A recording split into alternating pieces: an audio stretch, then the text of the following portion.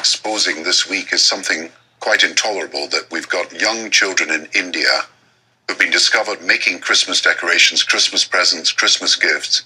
They've been incarcerated in dark rooms without any sunlight, without any fresh air, not being fed properly, lacerating cuts because they've been working with glass. And this is all to feed the Christmas trade through the exploitation of children. I don't think there's a parent in America or around the world who would want to be buying Christmas presents that were made by the exploitation of children as young as 8 and 9.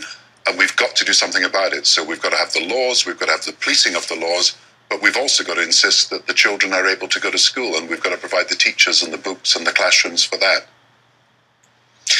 When we talk about these Christmas presents, which obviously there are a lot made in China, in India, and other places that flood into America and to Europe, what responsibility do businesses have that sell these products to try and find out what is going on at the origin of them in terms of these sweatshops with these young kids? Well, you know, Piers, good businesses will be checking the supply chain, so they'll be pretty sure where the goods are coming from. But businesses have got to recheck, I think, now that we know that this Christmas trade is being done. They've got to ask about who is the supplier. They've got to check whether the suppliers are using child labour, and they've got to monitor the conditions. So there's got to be a combined effort from the companies themselves and from the governments of individual countries where we know child labour is being practiced.